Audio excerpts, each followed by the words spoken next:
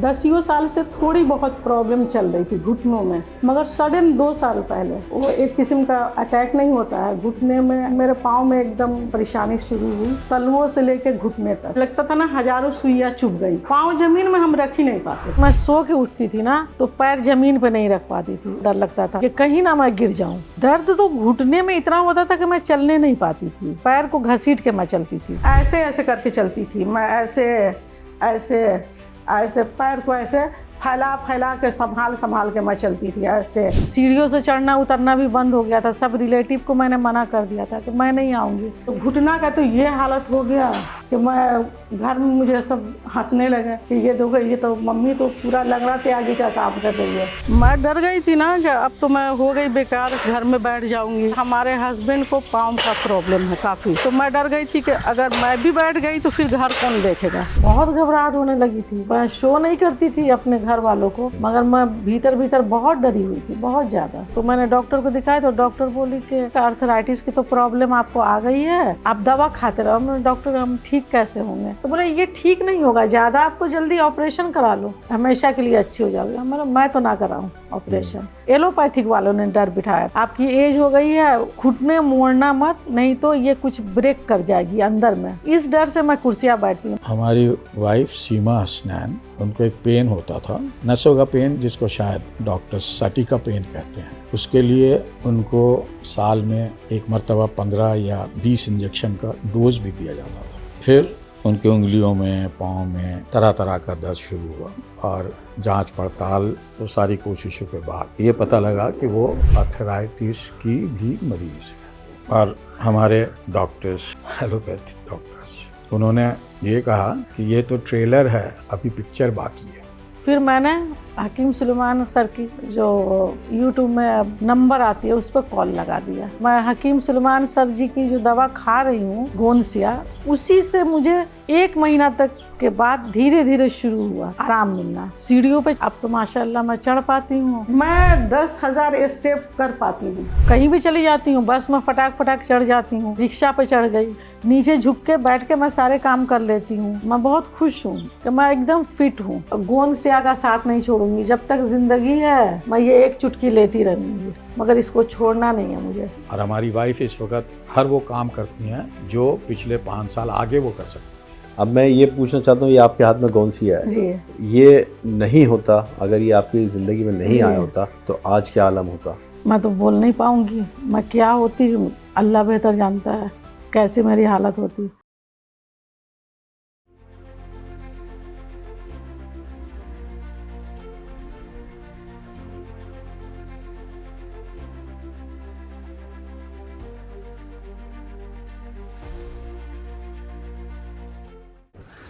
आदाब, मैं रिजवान खान आप सबका इस्तकबाल करता हूं और आज भी हम लेकर आए हैं आपके लिए एक सच्ची कहानी हकीम सुलेमान खान साहब के प्लेटफॉर्म पर।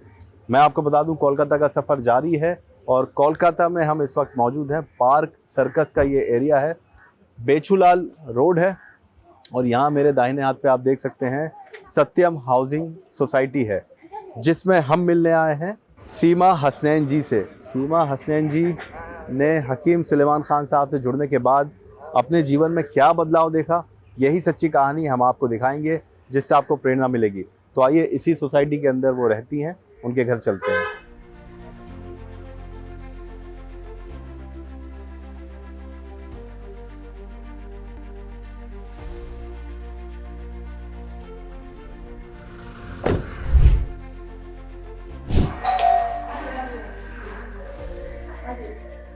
जी, अस्सलाम वालेकुम, कैसी हैं आप? Thank you. पहले तो मैं अपने सब देखने वालों को बता दूं कि हम पहुंच चुके हैं सीमा जी के घर पे और सीमा हसनैन जी यहाँ पर रहती हैं सत्यम हाउसिंग सोसाइटी में, वेस्ट बंगाल के कोलकाता शहर में। मैं आपसे गुजारिश करूँगा ये लगा लीजिए आप ऐसे एक बार, ये क्लिप प्रेस करके।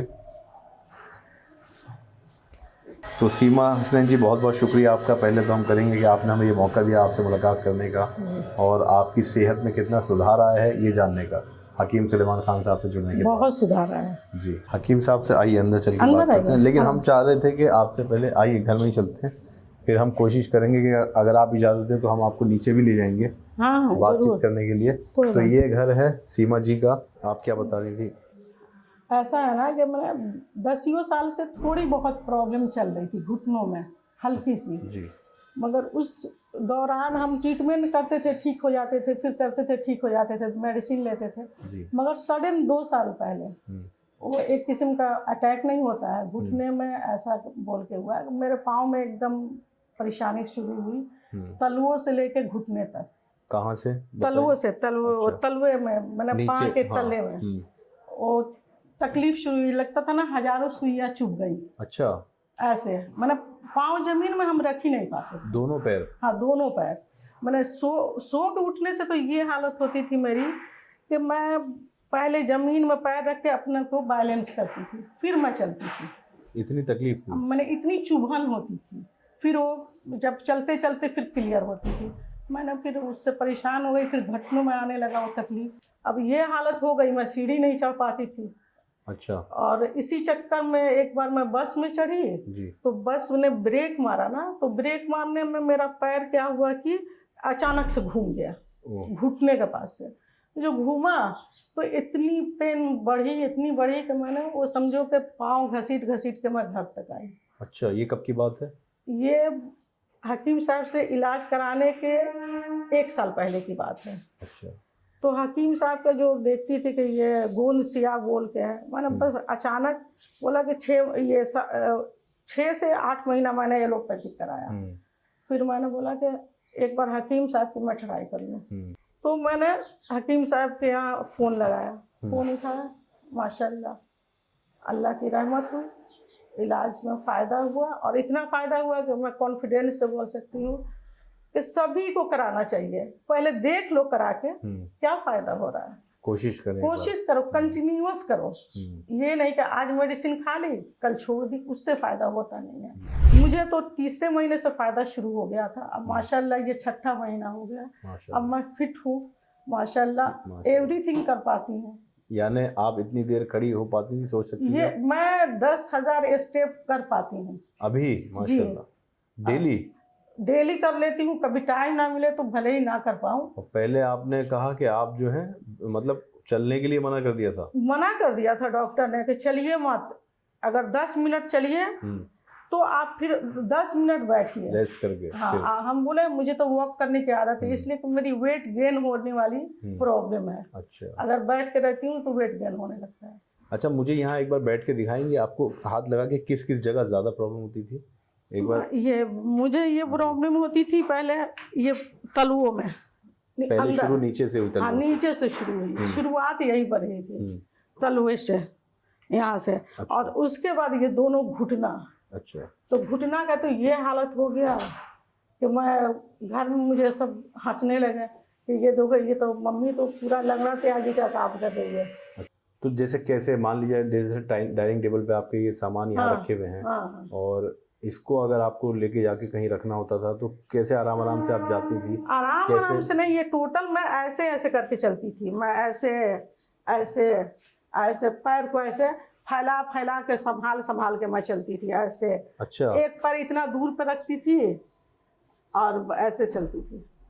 तो घुटने का माशाल्लाह ये हालत है तो मैं जितना भी करूँ घंटों खड़ी रह जाऊँ, कोई तकलीफ नहीं। सबको मैंने जितना मेरे रिलेटिव से मैंने मना कर दिया कि आप लोग मुझे बुलाया ना कि अपने घर। अच्छा। मैं आप लोग के घर नहीं आ पाऊंगी। सबके 2 तल्ले 3 तल्ले फ्लैट है, सबके यहाँ लिफ्ट तो होती नहीं है।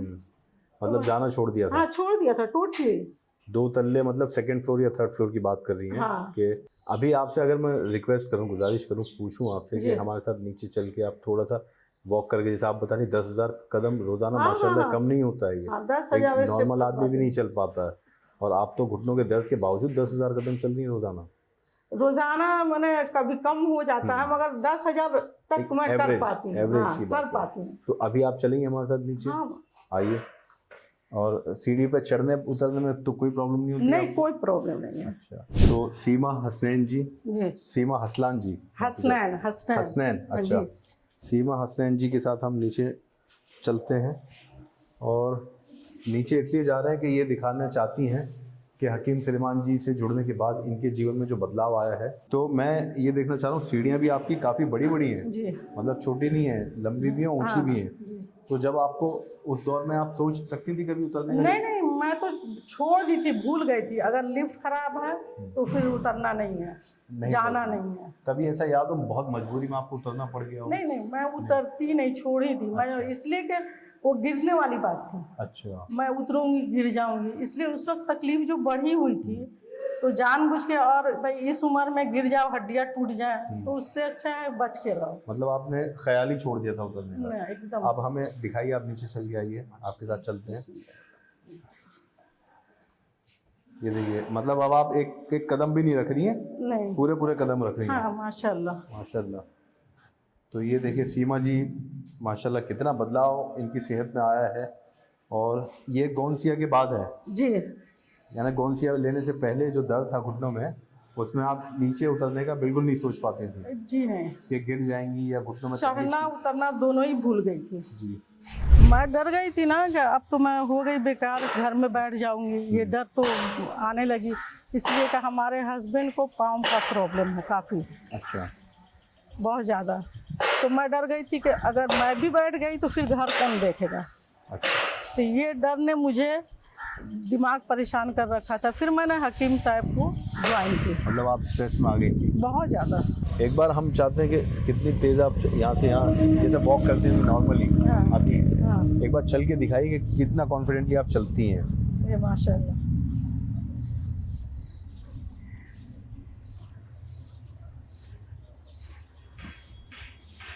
ये सीमा हसनैन जी हैं, देखिए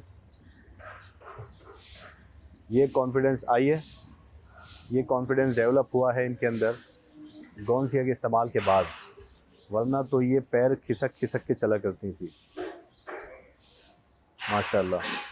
आइए अब हम ऊपर चलते हैं, फिर जी। बैठ के इत्मीनान से आपसे बात करेंगे। जी, मेरी परेशानी जो शुरू हुई इसीलिए मैं डर गई कि क्या होगा, मैं अगर पैर से मजबूर हो जाऊं तो फिर मेरे बच्चों को कौन देखेगा। मेरे शौहर भी थोड़े बीमार हो गए हैं, तो उनको कौन देखेगा, और मैं भी बिस्तर पर चली जाऊंगी तो फिर क्या होगा। ये क्या होगा का सवाल ना डर पैदा कर देता है। घबराहट होने लगी थी? बहुत घबराहट होने लगी थी।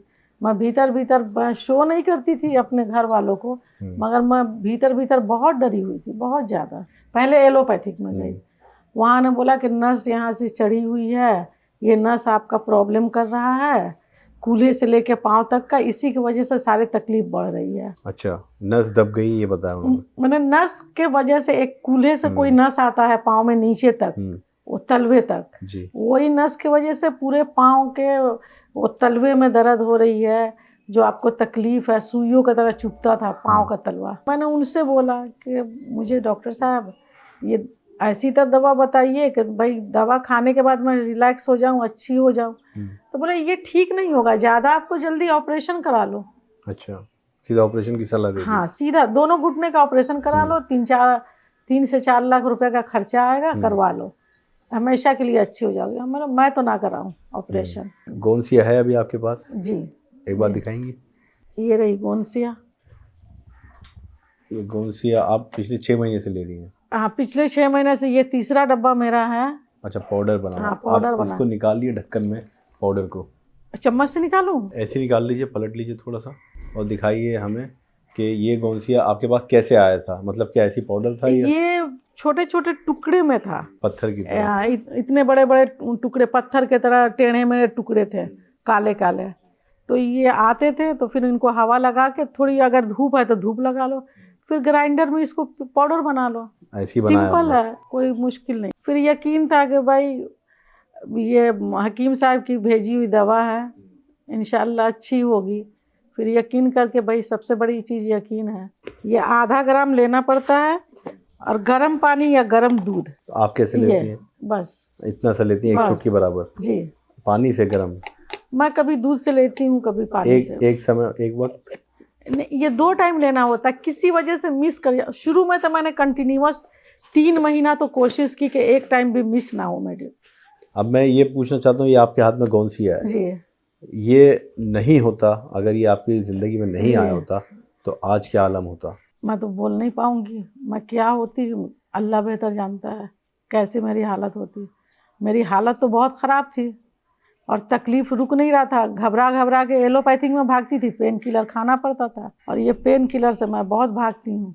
और इसने आपकी ज़िंदगी में कितना बदलाव लाया ये? काफ़ी चेंज आया। मैं बहुत खुश हूँ, बहुत खुश हूँ। गोंद सिया का साथ नहीं छोड़ूंगी जब तक ज़िंदगी है। अगर वहाँ से मुझे एडवाइस मिलेगी कि ज़िंदगी भर खाना है, मैं ये एक चुटकी लेती रहूँगी, मगर इसको छोड़ना नहीं है मुझे। मैंने घर में भी सबको बोल दिया है भाई कि मैं ये जब तक ज़िंदा रहूँगी लेती रहूँगी और मुझे खाना है। बहुत शुक्रगुजार हैं आपके कि आपने इतना वक्त दिया हमें और आपने से बातचीत करने का मौका दिया, अपनी कहानी लोगों को बताई। जो हम देखने कोलकाता आए थे और कोलकाता की एक ख़ास चीज़ और जो रसगुल्ला आपने खिलाया उसके लिए भी हम शुक्रगुजार हैं। तो हम मौजूद थे सीमा हसनैन जी के घर में और ये सोसाइटी यहाँ पर मौजूद है कोलकाता में, पार्क सर्कस के करीब है ये इलाका। और ये सोसाइटी का नाम क्या है मैम? सत्यम हाउसिंग सोसाइटी। सत्यम हाउसिंग सोसाइटी में हम आए थे मिलने के लिए और उम्मीद करेंगे कि आपको सीमा हसनैन जी की इस सच्ची कहानी से इंस्पिरेशन मिलेगा, हौसला मिलेगा और अपने आप को सेहतमंद रखने की एक उम्मीद आपके अंदर पैदा होगी। तो अगली कहानी में किसी और की होगी, मुलाकात करेंगे आपसे। फ़िलहाल आप रखें अपना ख्याल। हमें दीजिए इजाज़त। आदाब।